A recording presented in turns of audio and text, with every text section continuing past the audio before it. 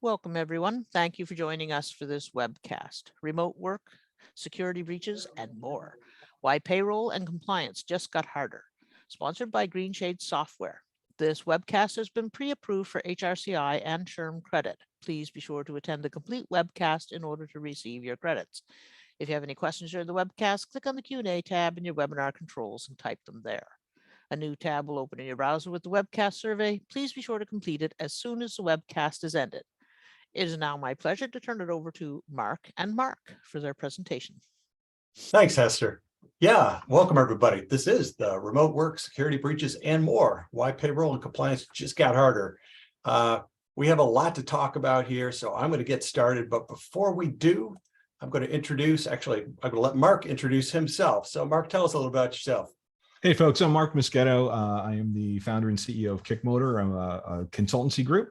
I've been working with the folks at Greenshades for the past 2.5, 3 years, really helping them on their sales and marketing side of the house and doing a lot of work around what are organizations wrestling with, what are some of the challenges they're seeing, and how we kind of translate that through into the solutions. So really thrilled to be here today. These are some very hot topics that we're tackling, and I'm thrilled to be working on this with you, Mark. Yeah, thanks, Mark. And I should say that you really have been working with us closely. So unlike many of my co-presenters, you have been deep into the details of this research. So we really appreciate you being here. That's your kind way of saying I've been demanding, but that's okay. No. I'm happy to get all kinds of detail-oriented folks on this. Some people just give us a wave. Anyway, I'm the chief research analyst at HR.com, and before we jump into the data, let's just talk a little bit about the research itself. There are 233 HR and payroll professionals. This ran for quite a long time, from May to September 2002. We had a wide variety of organizations, mostly US-based. Most of the respondents were from organizations with 100 or more employees. A quarter of them were from organizations with 500 or more employees. So you can see there's a good variety of different kinds of firms here, and some in the mid-range category, which I think is what we were looking for this research. So we're going to talk first about the fact that remote work is making it harder to comply for many organizations here. So in this section, Mark, why don't you talk about what's in this section?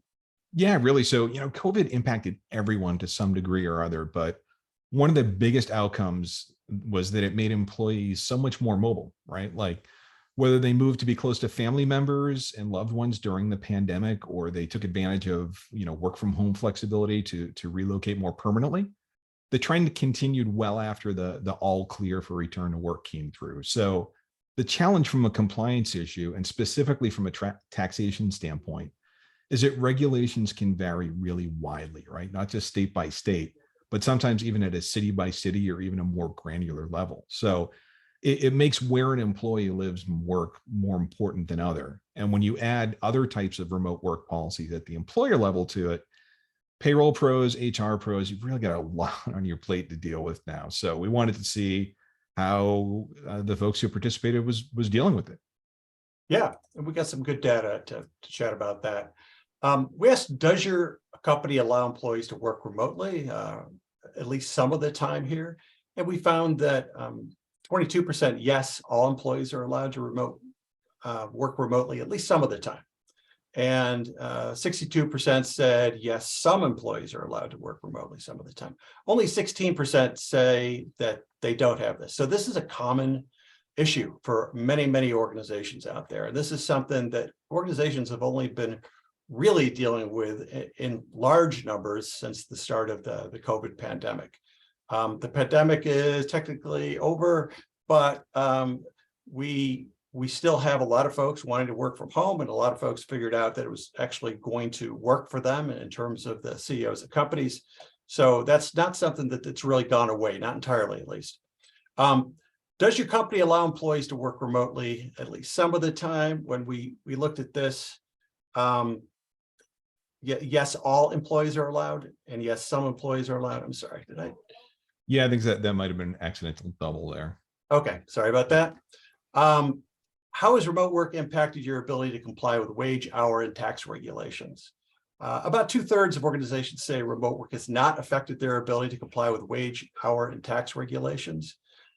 We see that 29% said it's harder, and only 5% say it's easier. So in total, we have a much more difficult environment.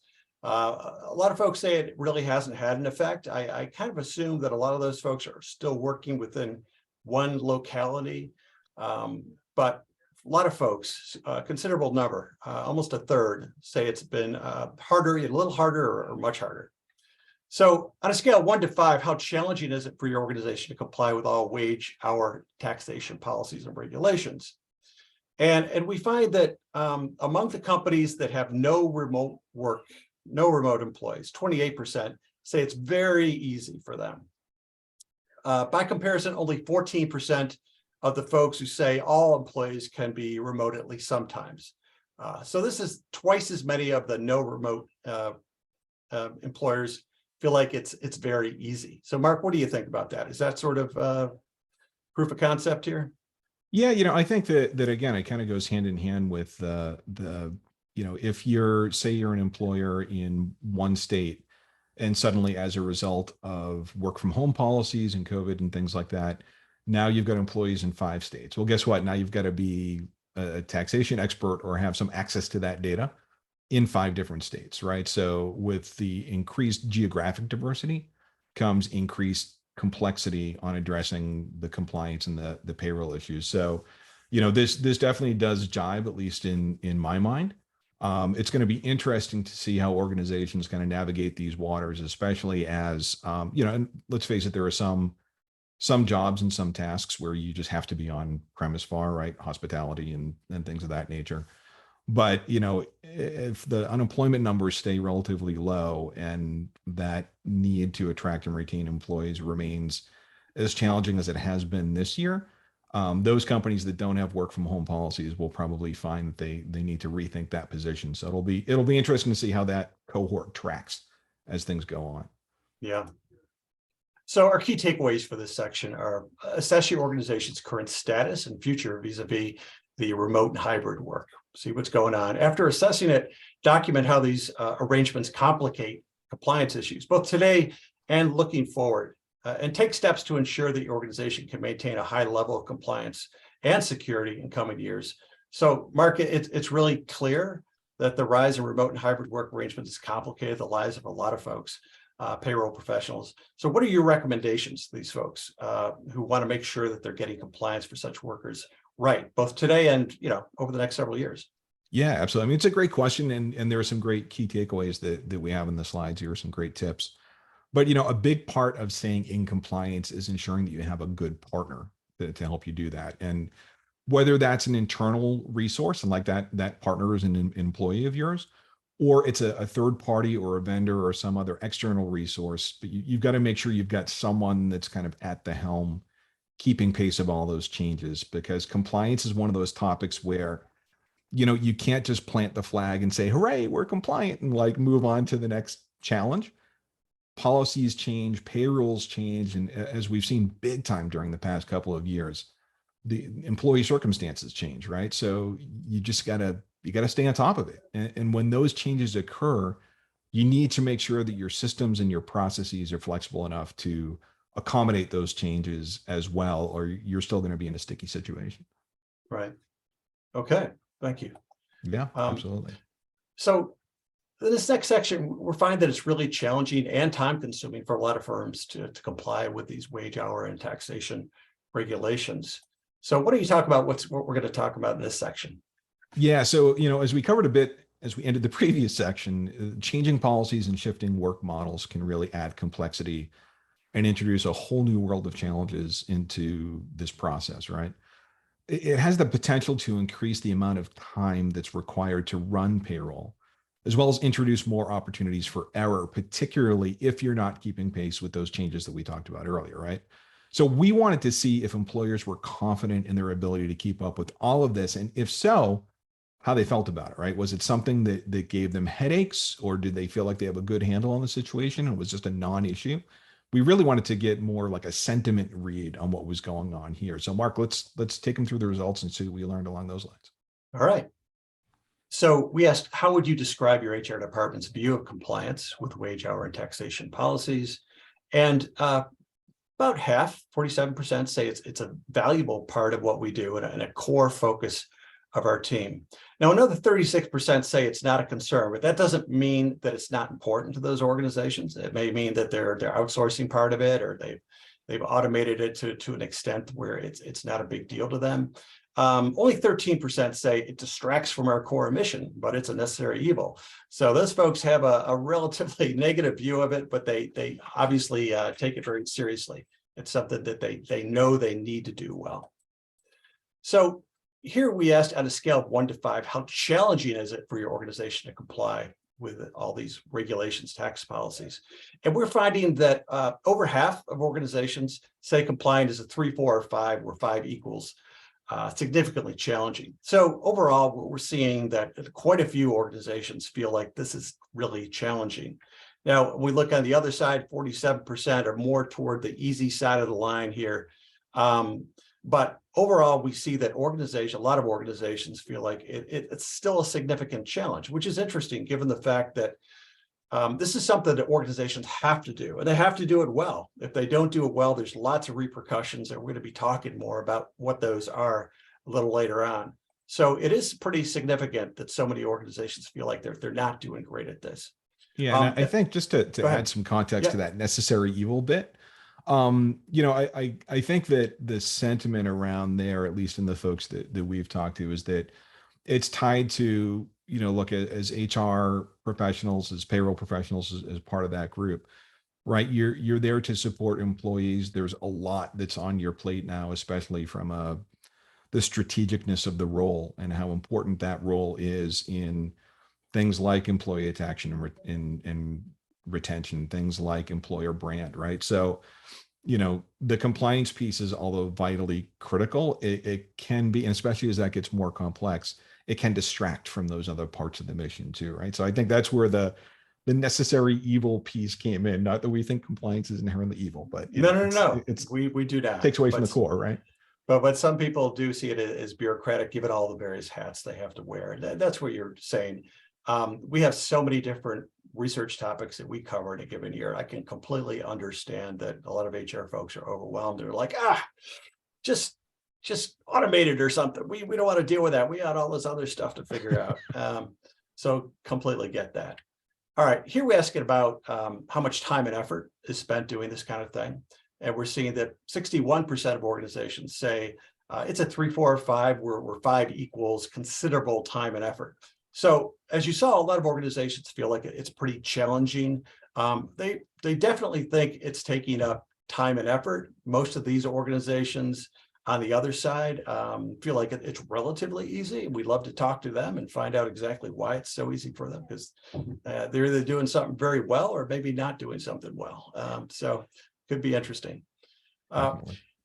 Here, it's how would you rank your organization's ability to track regulatory changes at the following level? So we asked about local, we asked about state, we asked about national.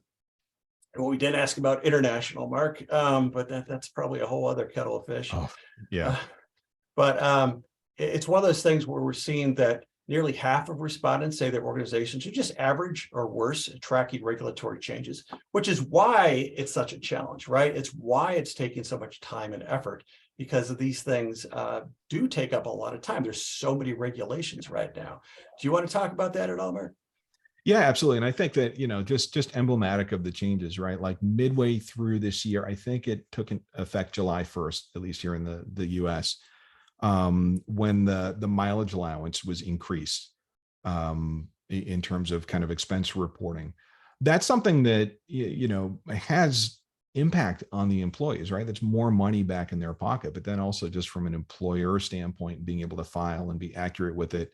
If you're running a half year and you've got a relatively sizable organization that's claiming that mileage, or that's submitting that mileage, it's the end of the year is not the right time to find out that you've missed 6 months of those challenges. So, it's that frequency of change. It's, as the IRS and the Department of Labor kind of go through these machinations during the course of the year. And then when you've got extraordinary things like the way inflation is kind of running away and the things they're doing to mitigate the impact of that, as an employer, you got to keep on top of it because it has a direct correlation to, in a lot of cases, employee sat, right?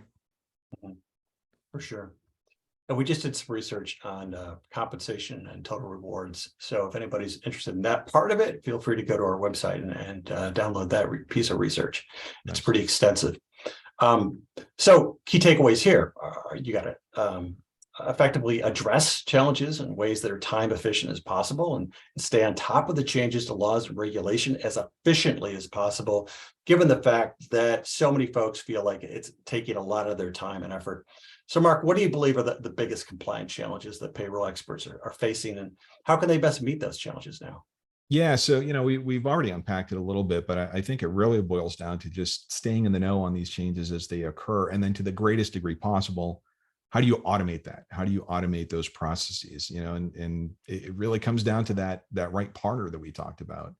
One of the things that I really like about Greenshades and working with them is that they're experts in this space, but then they're also really committed to keeping all employers up to date on what's going on and what the changes are and how they impact payroll, not just their customers. And I think that's it's a hallmark of a great organization that wants to educate the marketplace versus just kind of keep it within the confines of their own employee base. So of course their customers have the benefit of having all this expertise baked into the platform. But, similar to HR.com, there are lots of webinars, ebooks, blog posts, white papers. They're in the middle of doing a year-end form webinar series right now. So go hit greenshades.com and check them out if you're not familiar already. But they're always producing content that can help. So even if you're doing things manually, even if maybe you're doing things on another platform, look for resources like that can help you to make sure that you're up to snuff on all the changes that are coming, and then also almost use that as a little litmus test against what you're doing internally to make sure that you're following along as you should. Right. Yeah, we recently did another report, state of the industry report on legal and compliance. And among the folks we talked to, it was a woman who has her own consulting firm. And she has an email list. So she sends out what's happening, every week. They figure it out. So there's some great sources out there and lists out there. So if you're looking for something, you may want to sign on. And so that's another way that we feel like could be pretty powerful. But you're right. Once you have the right technology in there, it's nice to have it baked in, right? That's part of the beauty of that.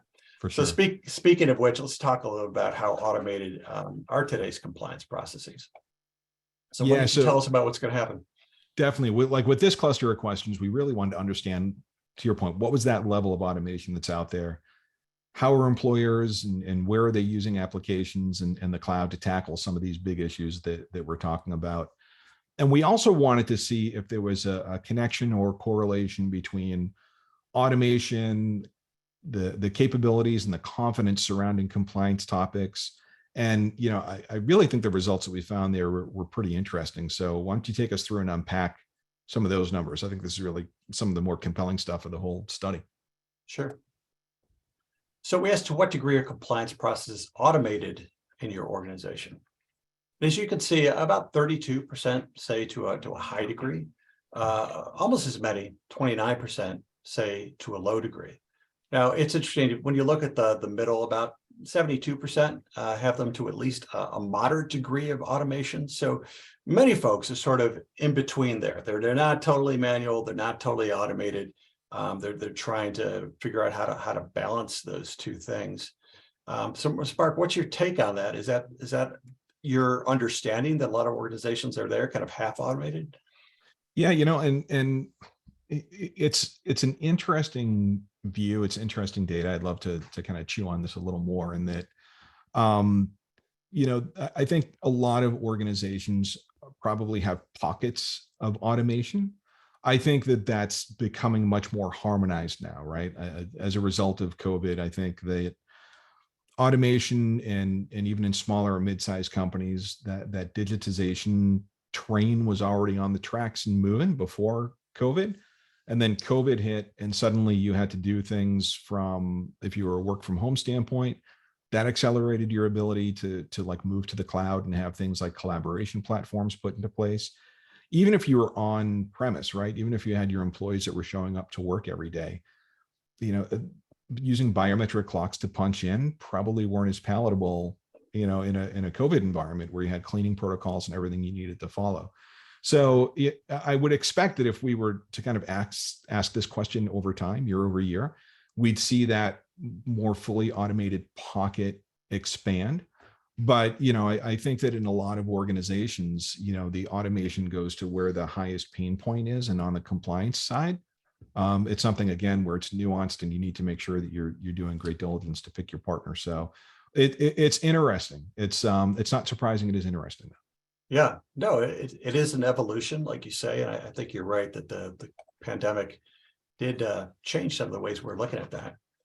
Sure. Here's a statement. Those responsible for managing compliance in your organization are getting all the tools and expertise they need to manage compliance. So here we see 39% do not agree with this at all. So these are the folks that really feel like they're not getting the tools, they're not getting the expertise they need to manage compliance. The good news here is that you see 19% saying they strongly agree with this, another 42% say they at least agree with it, even if it's not strongly. So they're kind of all over the map on this one as well. But I think the attention that I wanted to draw to this is the nearly 2/3 that don't agree at all that they have the tools and expertise needed to manage compliance, which is a little bit alarming given the importance of compliance and the need not just to comply with the laws, but to get payroll out in a timely manner for employees, because that's the one thing you really cannot not do in HR. And I also think too, like it might be a function of, and again, this is speculation. This is not, official interpretation of the results, but just based on speaking with organizations that are out there, it's almost like the budget dollars and the automation and the completeness sometimes goes to areas where there's the most pain, right? So payroll processing, very manual process, there could be errors when you're doing it manually. So automation to some degree is the way to go. Other processes like, employee onboarding and that sort of stuff, high volume, time consuming, that's where the pain goes. I think some organizations might have, or some leaders of organizations might have the feeling of, we haven't had compliance issues in the past. It ain't broke, don't fix it. This isn't, the most acute area of pain that we're at least feeling right now. So maybe that's where that we sense that they don't have the resources or the coverage that they need. Boy, you get a penalty, you get a fine, you get some sort of violation. It's amazing how that suddenly percolates to the top of the list, right? So the savvy organizations are the ones that are taking the time and making the investments to avoid that from ever becoming an issue. But it'd be interesting to see if there was some sort of a correlation between past run-ins with some compliance concerns and how acutely you see the need to address it from an investment standpoint. For sure. And we're going to look a little bit more about that coming up. But I got to say that payroll folks often have it pretty tough, because when they're doing everything right, you just don't pay any attention. They do one thing wrong and suddenly, oh boy, you know about it. Yeah, instantaneously, right? Yes, for sure. Okay, so on this one, we're asking on a scale of 1 to 5, how challenging is it for your organization to comply with these things? You've seen this already, but what we've done here is break this out by highly automated organizations and less automated organizations. So what we're seeing here is organizations with more automation are also more likely to believe that compliance is easy, which makes some sense, right? You would sort of expect that, but you ask the question to see if the data actually supports it. And here we see the less automated people are more likely to say it's a significant challenge.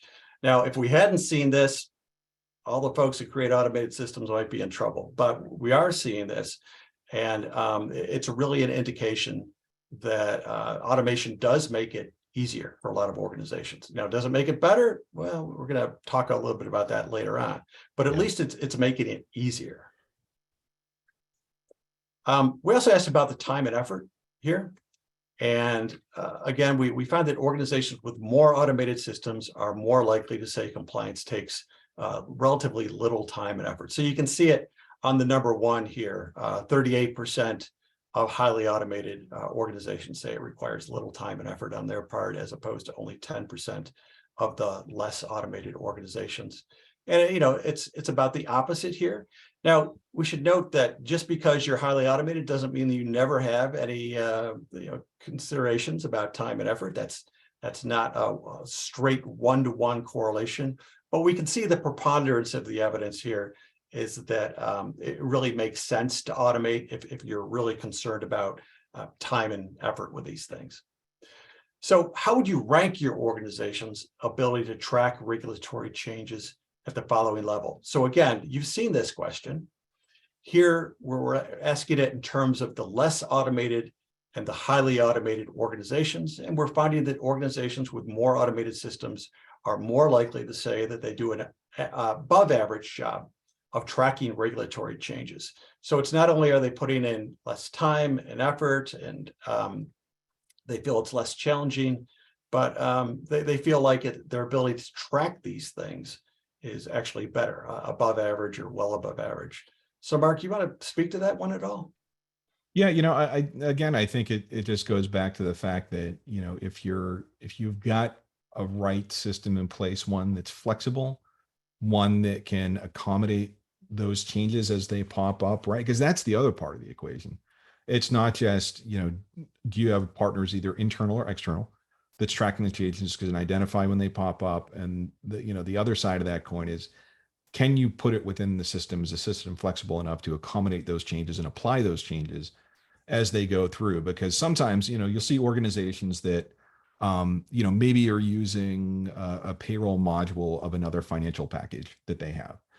And it does a good enough job, but often what you'll see over time is that, okay, it's good enough for today. And then there's a new wrinkle that's added, or there's a new payroll that's added, or you have a new employee cohort where things get a little more complex. And it's like, okay, the system will accommodate 90% of my workforce, and this 10% I'm going to do manually.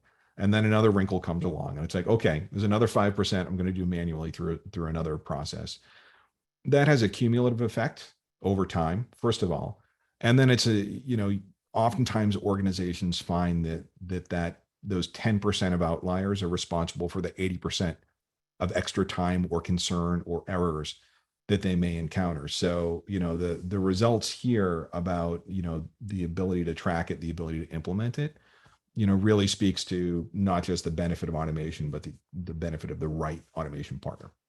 If that makes sense. Yeah, sure does. All right, so our key takeaways here are: consider more automation, but not at the expense of worse compliance, obviously. But it's something that organizations do see to benefit from in several different ways. Obviously, it's not an all or nothing proposition. There's a lot of organizations that are in the middle of that range. Sure. But do your due diligence if you're thinking about using new technologies, because there's just so many different technologies out there. So Mark, what's your take on technology and automation issues, and what are the pros and cons, and how does an organization go about doing that due diligence that we're talking about? Yeah, again, I think the biggest part of it is, you look at it through a technology lens, look at it through a capability lens, and where that vendor or that partner is dedicating resources to keeping pace with Department of Labor, IRS changes, things of that nature, right? So, part of the assessment, part of the due diligence is looking at, how flexible is the system? How configurable is the system? Can changes be accommodated, not even necessarily just on the compliance side, but to flex and give your business the agility it needs to kind of make changes to keep pace with what your business demands are, right? Is that something that can be configured? And is that configuration pretty simple? Can it be configured, but it's complex and, you really need someone with deep technical resources to do it?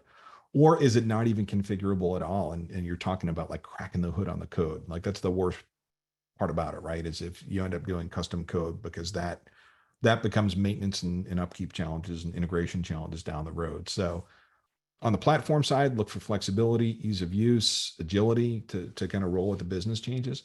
And then on the personnel side of that partner, are they investing in staff and personnel and resources that help you to keep pace?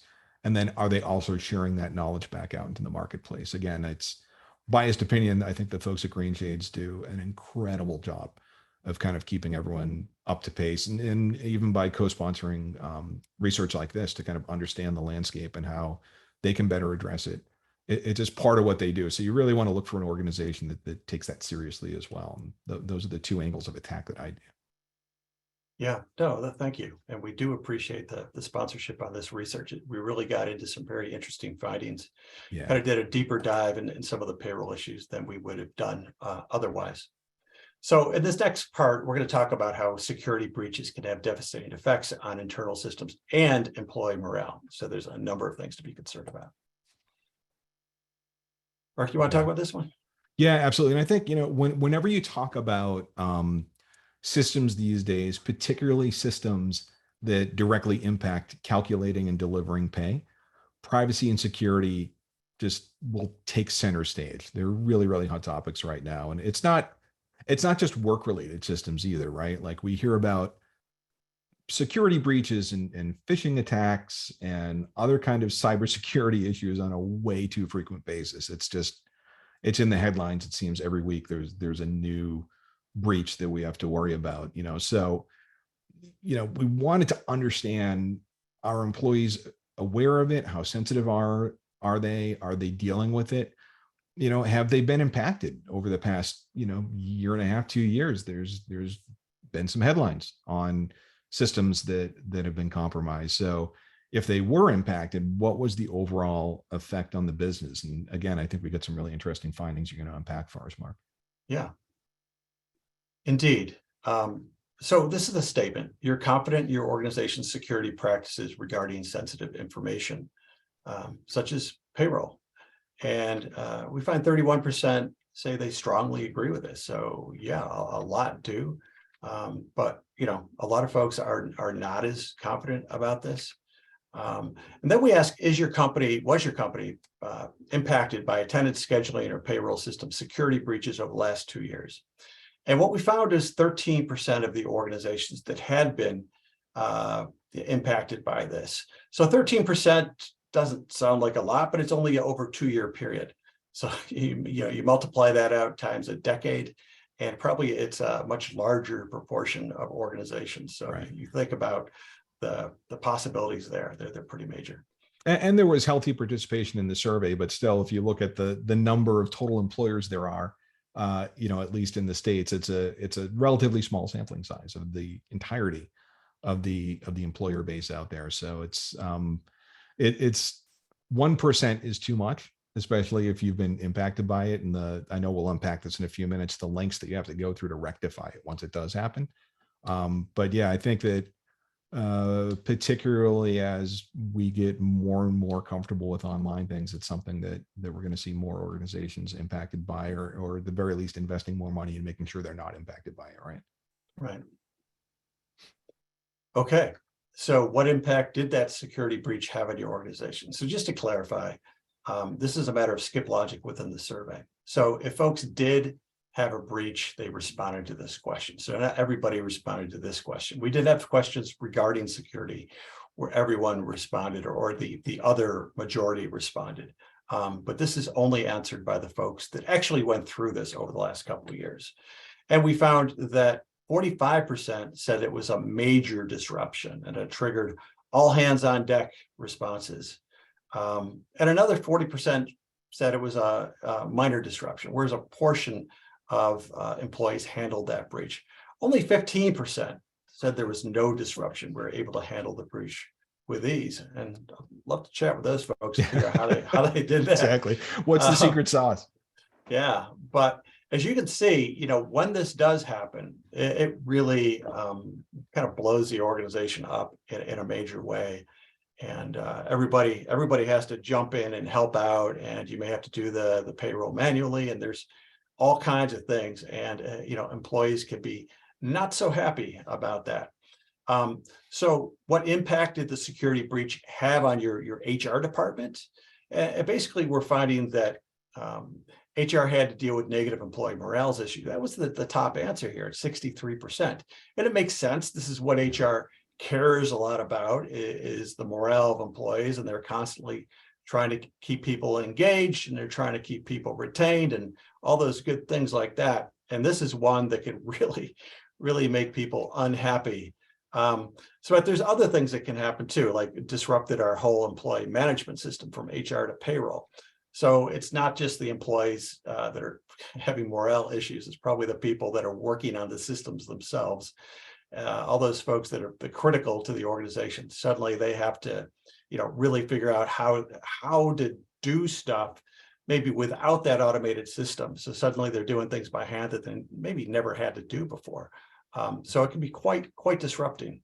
And another aspect of this is 42% say it damaged our employer brand and reputation. So if this does happen to you, then the word gets out, right? It's not just something that's kept within the confines of your organization. In fact, your employees are going to grouse about this, and people are going to hear about stuff. And so it's going to affect your brand as well. And another, about a third said HR had to deal with a higher turnover. So obviously employee retention has been a major issue over the last year and a half or so. And we've had the huge numbers, kind of historical numbers of people resigning from their jobs. So we had the great resignation, so-called. Well, this kind of add to that flow, right? When this happens, then you could see a lot of your primary talent walk out the door. Only 11% said it didn't affect HR. So when it does, it really hits. You gonna say something? Mark? I was, and I think there's just a couple of additional data points to that. There's I wish I had the research on the tip of my tongue, but there was a couple of other reports that I remember looking into as we were researching for this webinar. The amount of workers that are paycheck to paycheck now, even like relatively high six-figure earners, it's a very high double-digit number of individuals that are living paycheck to paycheck. Another stat that I read was that 1 in 6 employees stated that if there was an error with even a single payroll or a single paycheck, they would probably go looking for another gig. So if you think about the dynamics of, how competitive this job market is, I was just having coffee with a buddy of mine this morning who was in HR. And he was saying that like there's a timeliness issue. If you're not getting those offer letters and the onboarding package and everything out quickly, you could lose employees. So when you now go into a state where, my gosh, my paycheck was delayed or my data was compromised and it was because of my employer, I mean, that's really tough to come back from. It creates headwinds that you don't need in this economy. So, those numbers were actually in line with at least where I was thinking, if not even, maybe on the lower side. I expected them to be a little higher, but, certainly the impact has a snowball effect in this economy. So it's something to pay attention to for sure, right? Yeah. So our key takeaways here are create or regularly revisit plans for maintaining the security of your system. So I imagine almost everybody has a plan for maintaining the security of their system, but it's something to constantly be thinking about because the technology is changing out there. That there's new phishing scams and everything else that are going on a regular basis. It's a constant, arms race kind of thing going on. So it's something you really got to stay on top of. Now, if you use an external employer, make sure they know the security procedures and records as well. It's easy to sort of have an external provider and just say, it's their problem. But it's not, if it goes bad, it's suddenly your problem. So it makes sense to really be, working, partnering with and checking things. So Mark, what are some of the best ways of avoiding security breaches in your opinion?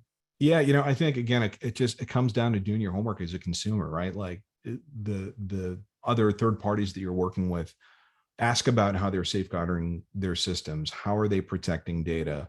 What are the protocols that they have in place? Like in essence, you want to make sure that they're taking security as seriously as you do.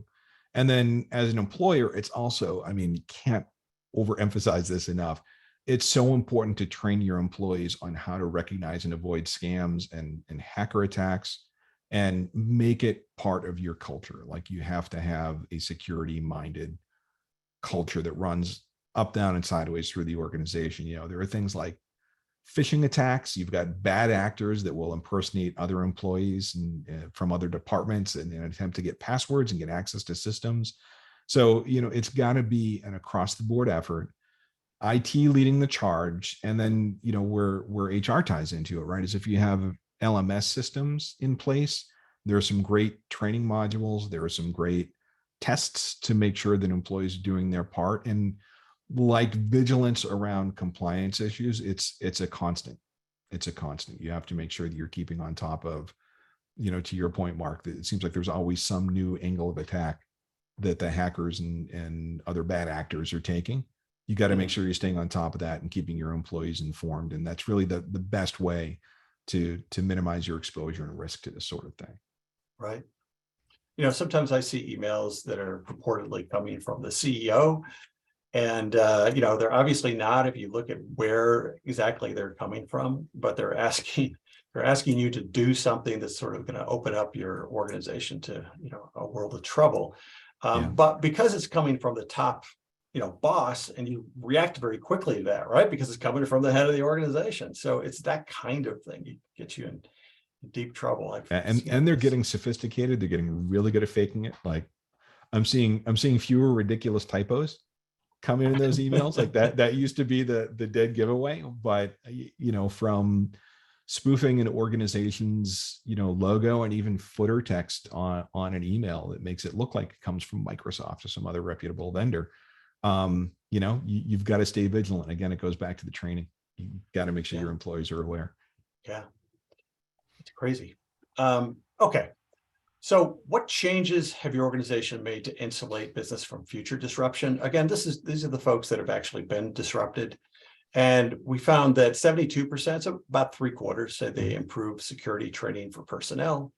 About 2/3 say they're changing security policies. But then there's a lot of other things going on, changing payroll providers. If there's a payroll provider involved, then you may want to switch that payroll provider.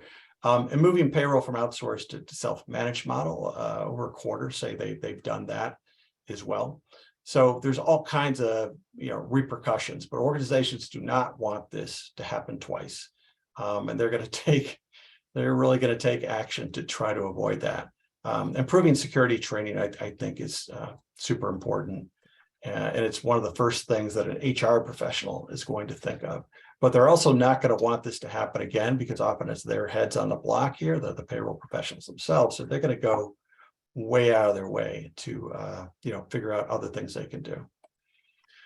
Here we did learning about other organizations' security breaches trigger your organization to audit or review your own business continuity, security, and privacy. So this is not geared toward the people who actually suffered those security breaches. This is geared toward the other organizations. And what we wanted to find out is when there was news of a major security breach that's kind of published all over the HR industry, did you react to that somehow, other than saying, wow, I'm glad it wasn't me? And indeed, 43% said that learning about another organization's security breaches led to an audit or review of their own security. Probably because you're hearing about some of the details of how that happened, and suddenly you're like, are we open to the same thing? Yeah. So a lot of organizations are really thinking about that. Now, when we looked at this by the less secure and more secure organizations, now we asked that security question, you may remember, about how secure do you feel like your organization is, how difficult is it to be secure? And so we kind of broke that group into 2 cohorts, like we did with the automation. So the more automated and the less automated, which you've seen that data. So we found that the more secure organizations are much more likely to say that they did this thing about, once they saw there's a problem, they're going to audit and assess their own organizations systems to see if there might be a problem. The less secure organizations, only 28% said they did this. So it's one of those things where the more secure you are, the more likely you are to really pay attention to what is happening to other folks. And it's a virtuous circle, right? Like the awareness of security challenges that are out there that trigger you to be more aware and do assessments of your own stance on security will make you more secure, right? So it's just, again, it goes back to that having a security minded culture. And like an analog, I think, is, so I use, one of the the doorbell slash, remote camera commercial products on the market in my house. And they'll do like a little newsletter that'll go out that'll say, hey, there was a security incident that happened 2 neighborhoods over. And like, I see that, I know I locked my front door 5 minutes ago, but when I see one of those pop up, I go and I do my own security audit on the house again. Right. So it's obviously a very silly, over exaggerated example, but I think it's having that security mindset. And because it pops up in the news so frequently, or when it hits close to home, if there's a specific system, that muscle memory of let me go check and make sure that we're good is absolutely the right mindset you need to have today. Yeah, I have that same kind of app, that next door neighbor app. And it's always interesting when somebody has something like that and people ask endless number of questions. Like they want to know every detail because they want to figure out if they can do something to prevent it and if they may have seen that person, so it's very interesting. You really get the neighborhood gossip going on under those things. So it's very, very interesting. Okay. So we asked if there is a future security breach and your ability to process payroll and ensure paycheck accuracy is impacted, how do you think that would affect your business? So we asked the folks that have the security breaches, what happened? And we had some very interesting data coming from those. So these are the other folks that didn't have it happen. But so you're asking it to sort of hypothesize how they would or are going to react if this indeed does happen. 67% said day-to-day tasks would be disrupted. And we saw, in effect, that sort of reflects what actually happens in organizations based on what we saw. A lot of disruption. 54%, so over half, said there's damage to our employer brand and reputation. 51% say diminishes employee engagement. So these are the big ticket items. These are the things that are over half of the payroll experts and HR professionals feel like these are the things that would really happen. Increased turnover. It's interesting because 25% said there could be an increased turnover. And actually, we do see that the turnover is in fact a problem. Difficulty recruiting new employees. So that's another part of the brand, right? The employer brand. It gets a little more difficult if you have one of these things. Incur heavy fine. It's actually interesting that only 17% said that because often it's one of the first things people think about this, but these are HR people and they're thinking in terms of people. And lose investors, 6%. Not everybody even has investors. So Mark, do you want to reflect on any of this? No, I mean, I think the numbers really, speak for itself, and you hit the nail on the head, right? Like in my mind also gravitates more towards what are the people-oriented aspects of this, and not just from an employer standpoint, but from an employee standpoint, right? Like it's I used to be subscribed to those services, or the credit cards do it. A lot of credit cards do it now. Well, they'll report if your password has shown up on the dark web or something like that. It's just, man, it rattles you. I've had fraudulent activity on a bank account that took months to clear up, and it's just this dark cloud that hangs over your head. So the instinct to go and look at the more people-oriented aspects and negative dimensions as a result of hitting those breaches, I think, again, it's the right thing to do, especially in this employment climate. You've got to protect your employer brand and safeguard the mental well-being of your employees more than ever before. So it's putting the energy in the right place. Right. So our key takeaways here, just to sort of reiterate where we've already been, is understand that dealing with security breach can have major repercussions across a variety of areas, as we've seen. So always have an auditing plan in place in case there are unexpected events. That seems to be what some of the folks with more secure organizations, they already seem to have a plan. They're going to do an investigation, an audit, an assessment to figure out if what happened to those other organizations could happen to them. So, Mark, if an organization does have any security problems, what steps should they be prepared to take to address them? Yeah, like isolating the issue as quickly as possible, collaborating with other employers who may be impacted by it and kind of understanding how they're triaging it as well, is another approach. But honestly, like the time to develop a response plan is not when you've had an issue, right? It's to address it, to your point, well ahead of that issue occurring, so you can spring into action as soon as a problem is identified. And, we had a question that talked about this, like all hands on deck approach. The resolution, part of the resolution to avoid this is to have an all hands on deck approach even before that. So you've got to have this security first mindset permeate the entire business. I think we got another slide that kind of unpacks that a little more too, right? Yeah. And I know it's about 10 minutes to the top of the hour. So Yeah, excuse me if I go through these a little more quickly. Sure. But how would you describe your HR department's view of compliance with wage, hour, and taxation? So we see the secure organizations are more likely to say it's a valuable part of what we do and a core focus. So that's they're thinking about it more in the right way. So key takeaways here: ensure every link in the technology chain is secure, including the employee used devices. One of the data points that we didn't really report here is that some organizations actually have folks using their own devices on these systems, which obviously can be more potentially compromised. Just train members of the payroll team to make good and careful decisions and make sure the department has the right cultural values in place. So Mark, I think we're seeing that there's a whole ecosystem involved here, technology and training and culture. So how could organizations go about strengthening each of these factors in their organizations? Yeah, and again, I know we're getting close, so and we've talked about some of this before, but it's really understanding the best policies have that multi-layered approach that employers can provide to employees, and it extends out to the bring your own devices, right? So it's one of the potential downsides of having everything so wonderfully convenient, easy to use, and app based, is that it's so easy to just grab your own personal phone and pop in and review something, approve something. And to your point, it's another point of weakness. So ensuring that all employees have that understanding, even though this is at its heart a system problem, the employees, the people, the users really need to have that understanding of what they need to do to mitigate the risks. But then also, if something comes up, how do they report it? And ideally, not just how do they report a breach, but like if there's a good internal protocol on, I got this email, it looks fishy. Before I respond to it, I'm going to double check with IT and make sure that it's legit.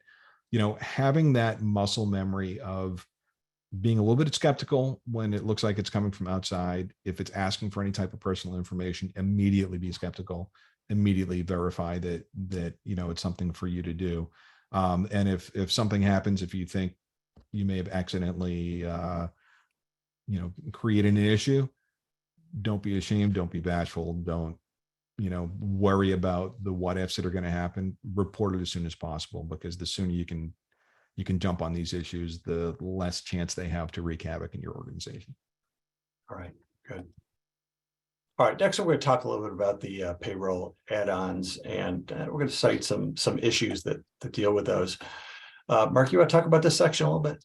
Yeah, absolutely. Like this is a really interesting topic to me, because I think it's one that most squarely crosses the payroll and HR worlds, because as employers are looking for new ways to attract and retain employees, the traditional array of benefits may not be enough anymore, right? We're in the thick of or just coming through open enrollment season. But when you think about all the dynamics of the economy, right? People are having a harder time making ends meet. Healthcare costs are through the roof. Unplanned expenses can just wreak havoc on that family budget, especially because so many people are paycheck to paycheck. And all of that adds to just incredible levels of stress, both within the four walls of your business and throughout. So we wanted to see what employers were doing to support their workers during these tough times. What were the different services that they were using, and really what can they do to inject a little more empathy and support into the workplace? Right. And we did find, we asked about multiple of these types of add-ons. I think there's other things we probably could have done. We don't want to make the questions way too lengthy, but we did find a majority. So only 36% said they did none of the above. Now, the thing that they were doing most was the earned wage access. And then we have things like charitable donations, pay card services, pay for purchases via payroll deductions, pay in cryptocurrency, which we probably don't have time to get into, but we've done some research on that. And there are some definite, legal quandaries in regard to that. So we won't get into those. Now, like I said, the top one is earned wage access. And I think that does make a lot of sense given where we have been with the economy and people sort of needing money. Like you were saying, Mark, a lot of folks are just kind of living paycheck to paycheck. Yeah. So on the next one, we asked which of the following payroll add-ons do you feel have a positive impact on employees? So we asked what they did. Now, most of these folks feel like it has some positive impact, and the ones that they feel like they have the most positive impact are often the ones they're using most. So, which makes perfect sense. Sure. Again, earned wage access, charitable, pay for purchases via payroll deductions. Then we have things like the pay card services and cryptocurrency. So we asked folks an open-ended question, and that is, what's been your experience with the add-ons you've used? And, a lot of folks said, well, it's worked very well. We're very satisfied, made things a lot easier. We had no issues at all. Now, some folks said, well, it's too early to tell. And a couple of folks said, yes, it's good, but we haven't got a lot of traction from. So a lot of employees have sort of done these add-ons yet. It's not being as widely used as maybe the folks in payroll would like, given the fact they've gone to the trouble to offer those things. So here we ask, which payroll add-ons is your organization assessing over the next year? And here's sort of the flip side of this. A lot of organizations aren't assessing anything over the next year. So it's interesting that so many have a positive impact. They feel like there's a positive impact, but they're not really planning on assessing anything. The things they are most likely to assess, again, is that earned wage access. I find it hard to say that. And then the charitable donations, the pay card service, a lot of the things we've talked a little bit about. Yeah. So, and I think just a quick note on that, Mark, I think that, sure. We are seeing data, through HR.com reports and others out in the marketplace that HR and payroll is spending. The majority of organizations are keeping their budget at the very least flat, if not increasing. But I think what we're seeing is that not that employees aren't investing in those types of things because they don't want to make their employees happy. There's definitely a focus on back to basics, right? Like making sure you do a great payroll run every time on time, right? Those are the sorts of things that, especially in today's economy, and as things get, even tighter, who knows, hopefully the economy will start improving, but if not, nailing the basics is so important. I think that's where we're seeing a lot of the investment going now. Right.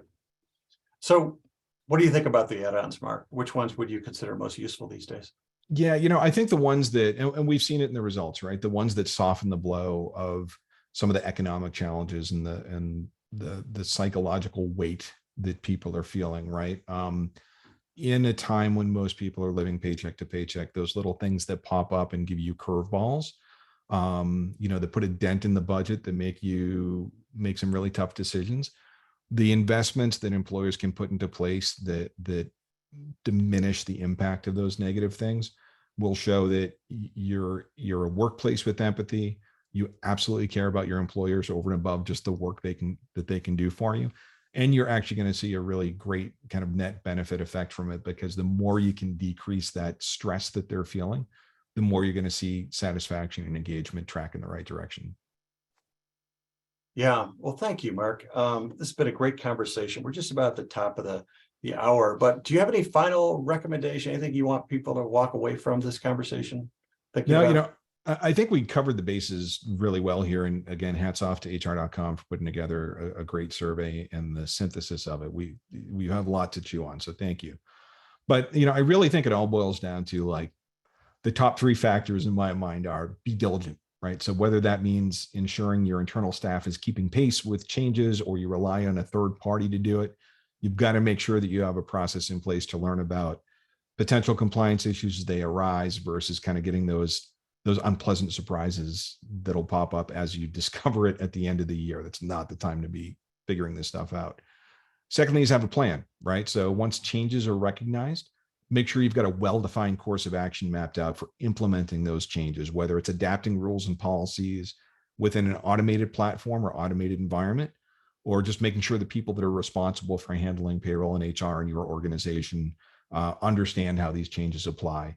And then kind of the third leg of this is automate whatever and whenever possible. So as payroll and HR pros, man, we've got a lot on our plate these days. So you're so vital to the success and profitability of your organization or the business you work for. So you'll need to have as much time as possible freed up to be a resource for your employers and your managers and your teams and the people they support. That's it. That's the speed round answer. No, that's great. I love that. So thanks so much, Mark. We really appreciate you. We appreciate Greenshades, and we can't thank you enough for being here and supporting the research. If you do have questions for Mark or myself, you can see our email addresses here. Feel free to ask us any questions. We're totally open to that. I'm speaking for you, Mark, on that too. As Lord knows I like to talk. That probably came through loud and clear during this. So no, you and me both. All right. So thanks everybody for listening. We really appreciate it. And with that, I'm going to turn it back over to Hester. I'd like to thank our presenters as well as all of you for joining us today. If you'd like to view this webcast again, the archived recording will be available on the hr.com website within 24 hours. The webcast credit will show in your hr.com account within 2 business days, and we'll also send you an email with your credit information. Your feedback is important to us. Please take a moment to fill out the exit survey that opened in a new browser page on your computer. This concludes our webcast. Enjoy the rest of your day. Thank you. thanks, everybody.